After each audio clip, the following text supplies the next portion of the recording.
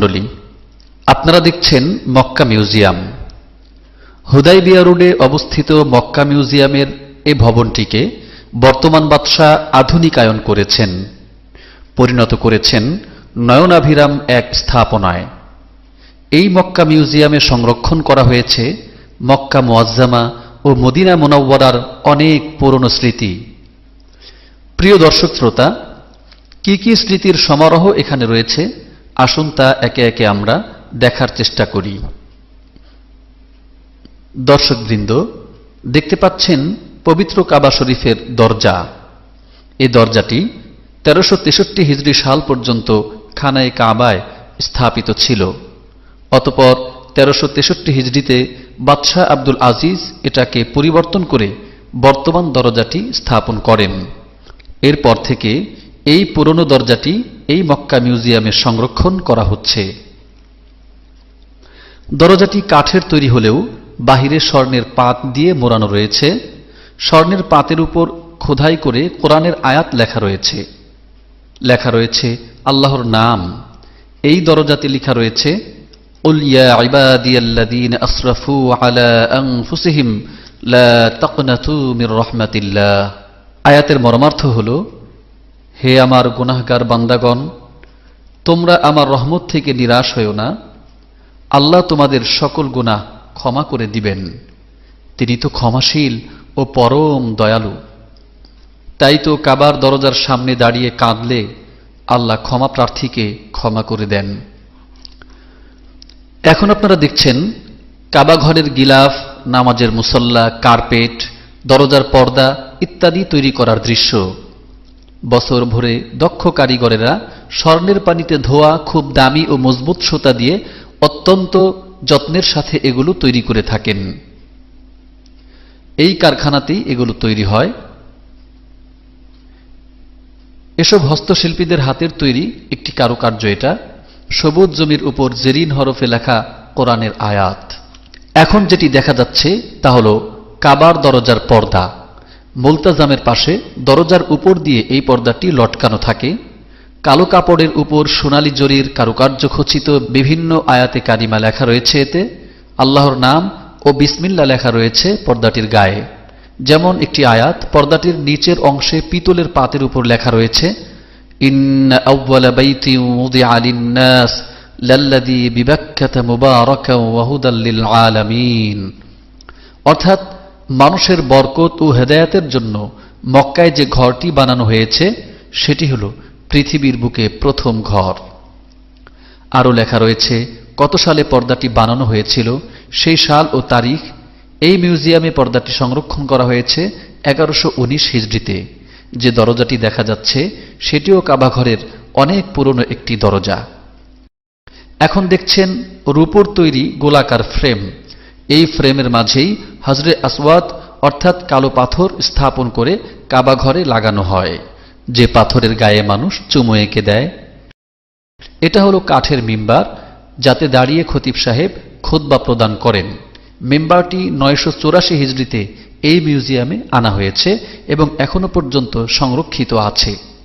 কাঠের বাহিরে পিতল দিয়ে মোড়ানো রয়েছে মিম্বারটির। দর্শক মণ্ডলী, দেখতে পাচ্ছেন মাকাম ইব্রাহিম। মাকাম অর্থ দাঁড়াবার জায়গা, মাকাম ইব্রাহিম অর্থ হল ইব্রাহিমের দাঁড়াবার জায়গা। আমাদের সকলেরই সম্ভবত জানা আছে যে হজরতে ইব্রাহিম আলাইহিসসালাতু ওয়াসসালাম যে পাথরটির উপর দাঁড়িয়ে বাইতুল্লাহ নির্মাণ করেছিলেন, আল্লাহর হুকুমে সে পাথরটি ইব্রাহিম আলাইহিসসালাতু ওয়াসসালামকে নিয়ে প্রয়োজনে উপর দিকে উঠত, আবার প্রয়োজনে নিচে নামত। সেই পাথরটির উপরে ইব্রাহিম আলাইহিসসালাতু ওয়াসসালামের পায়ের ছাপ অঙ্কিত হয়ে গিয়েছিল।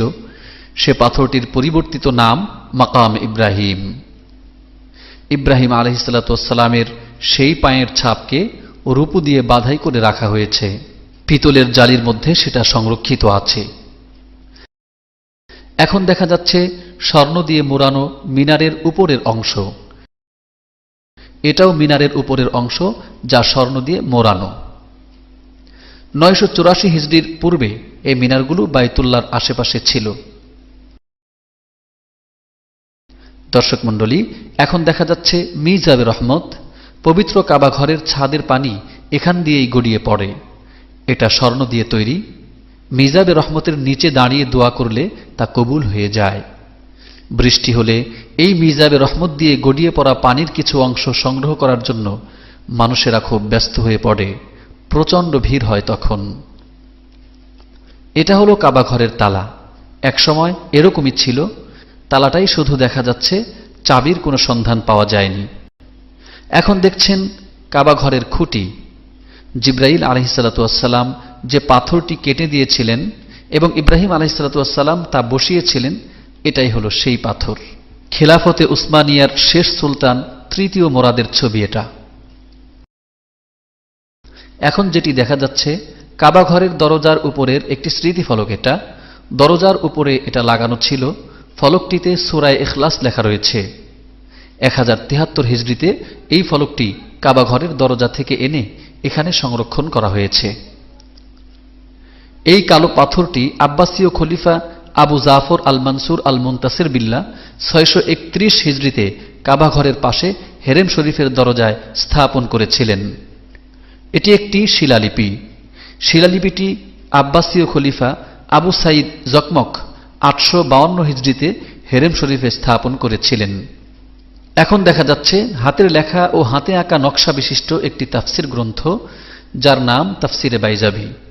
এটা নিজ হাতে এভাবে লিখেছিলেন আব্দুর রহমান ইবনে মুহাম্মদ আল গাফিকি। লিখেছিলেন এটা 685 হিজরিতে। এটা হচ্ছে মুসনাদে মুয়াত্তা ইমাম মালিক। এটাও ইমাম মালিক রহমতুল্লাহি আলাই এর নিজ হাতে লেখা, আর এটা তিনি লিখেছিলেন 693 হিজরিতে। এখন দেখা যাচ্ছে কুয়ার পার, আর এটা হলো জমজমের পার। যেই রশি দিয়ে টেনে টেনে পানি ওঠানো হতো সেই রশি দেখা যাচ্ছে। 1299 হিজরিতে এটা এখানে স্থাপন করা হয়েছে। ওই সময় কুয়ার পার এমনই ছিল।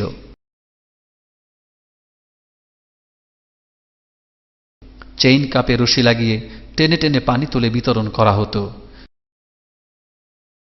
পরবর্তীতে কুয়ার পার বাধাই করে দেয়া হয়, ভেতরে মেশিন লাগিয়ে দেয়া হয়। দৈনিক 19 লক্ষ গ্যালন পানি বিতরণ করা হয়। এত বিপুল পরিমাণ পানি বিতরণ করা হলেও জমজমের পানি সামান্য কমে না। এখন আর সেই কুয়ার কোনো দৃশ্য নেই, বরং কল বা ট্যাপ ঘোরালে পানি পাওয়া যায়। এটি হচ্ছে চামড়ার মশক বা চামড়া নির্মিত পানির পাত্র। এগুলোর মাঝে পানি নিয়ে বিতরণ করা হতো। এটা হচ্ছে পানি বহন কিংবা উত্তোলন করার জন্য তামার বালতি। এটা তামার জগ। এটা তামার আরেকটি বালতি। এটা একটি পুরনো ভবনের দৃশ্য। এ ভবনের মাঝেই একসময় জমজম কূপটি ছিল। ভবনটি তখন এমনই ছিল। এটা হলো প্রায় 900 বছর আগের আব্বাসীয় খলিফাদের সময়কার হেরেম শরীফের একটি দরজার উপরের অংশ। এটি জমজম কুয়ার পাশে লাগানো একটি নেম প্লেট, যাতে হুজুর সাল্লাল্লাহু আলাইহি ওয়াসাল্লামের হাদিস লেখা রয়েছে। এটা একটি হস্তচালিত মেশিন। এটা ব্যবহার করে জমজমের পানি উঠিয়ে বিতরণ করা হতো। এই ঘড়িটি 1352 হিজরিতে বাদশাহ আব্দুল আজিজ তার সরকারি ভবন থেকে দিয়েছিলেন কাবা ঘরে স্থাপন করার জন্য। এই দরজাটি খেলাফতে উসমানিয়া প্রায় 700 বছর পূর্বে তৈরি করেছিল। এটা ছিল মসজিদ নববীর দরজা। কাঠের উপর স্বর্ণের পাত দিয়ে নকশা করা হয়েছে। এখন এটা এই মক্কা মিউজিয়ামে স্থাপন করা হয়েছে।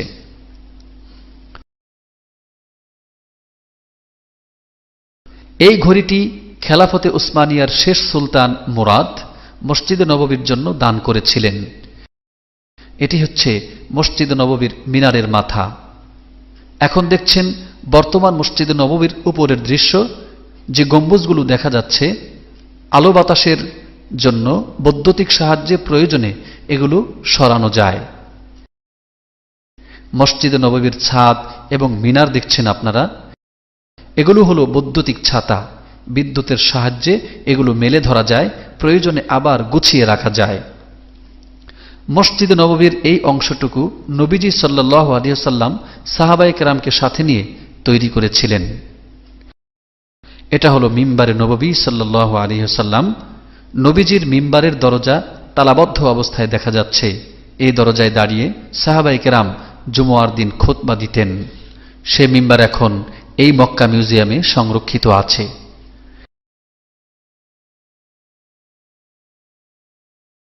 এটা হলো নবীজি সাল্লাল্লাহু আলাইহি সাল্লামের রওজা মুবারকে যাওয়ার গেট। এই গেট অতিক্রম করেই রওজায়ে আতহারে যেতে হতো।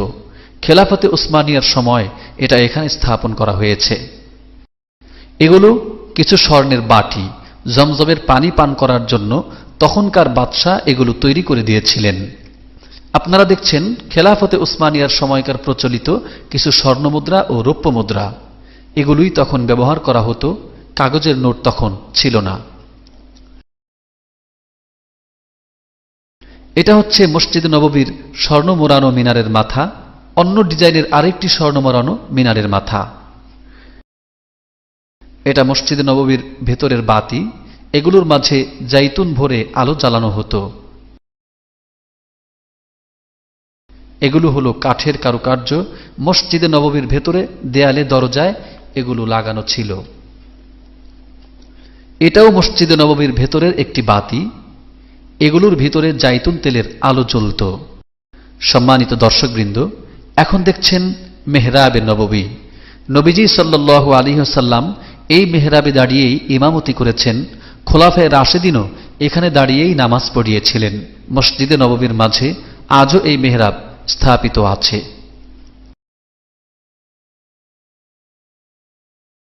দর্শক মণ্ডলী, মক্কা মিউজিয়াম থেকে মোটামুটি আমরা এই দৃশ্যগুলি দেখাতে পারলাম।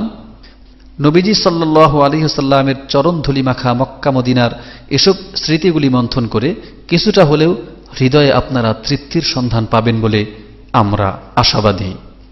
বয়ে চলা বাতাসে শুনি তব নাম হে রাসূল,